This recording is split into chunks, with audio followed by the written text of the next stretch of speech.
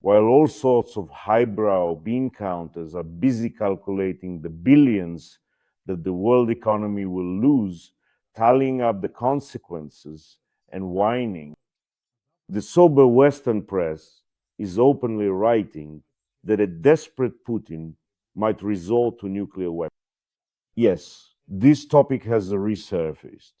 And the Telegraph reported actually, I would say, with a rather reasonable article, reasonable with plenty of arguments, though missing the most important argument, to be honest, but still reasonable, that Putin and his entourage are now seriously considering this.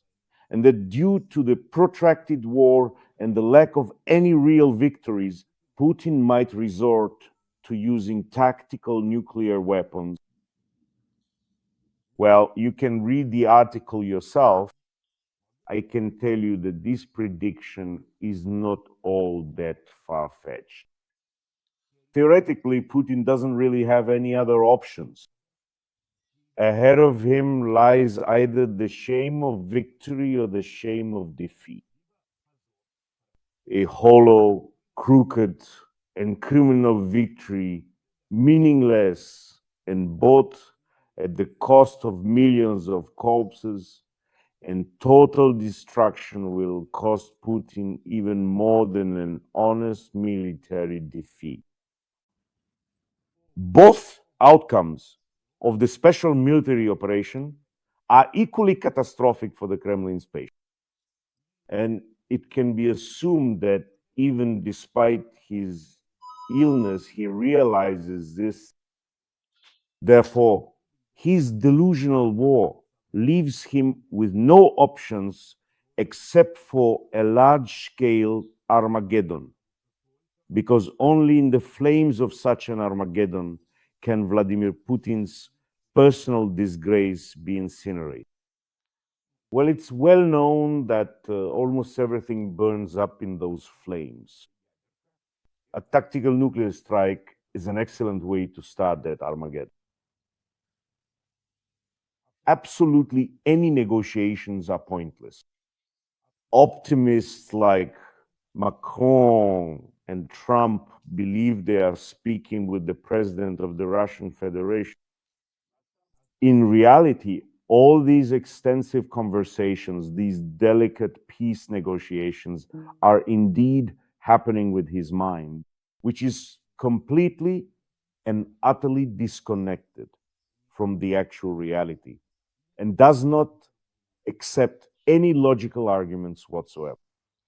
Those who claim otherwise simply have no understanding even of the basics of psychiatry and do not grasp the absolute power of various mania. Such a severe form of SPD, that is, sadistic personality disorder, as Putin has, is not subject to human logic. It does not respond to words or reasoning. In general, a disorder of this type, as they say, has no ears at all. And to this is added the phenomenal cowardice and inadequacy of the population of the Russian Federation, which Putin has long since turned into an instrument of violence and war. The removal of the Kremlin ghoul from power, of course, will not solve what is called the issue of the Russian threat to the world. But this removal in any form, whether cold or warm, will give humanity some time to come up with a way out of this extremely dangerous situation. So if Putin is not removed, hospitalized, or otherwise deprived of the ability to influence events, there is a very high probability that a global tragedy is inevitable. At the very least, he himself does not hide it.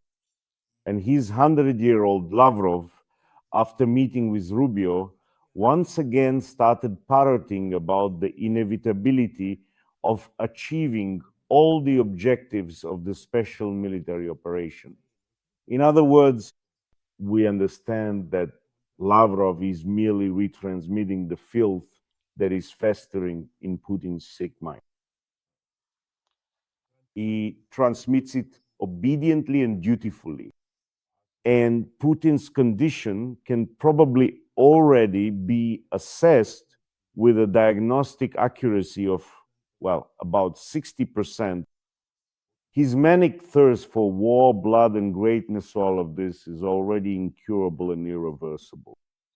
And the Russian Führer's illness has progressed beyond the stages where something could still be resolved by warm wraps, padded rooms, or pharmacology. And indeed, he possesses this terrifying instrument and exceptionally submissive people, ready to serve his illness with their own fates and lives.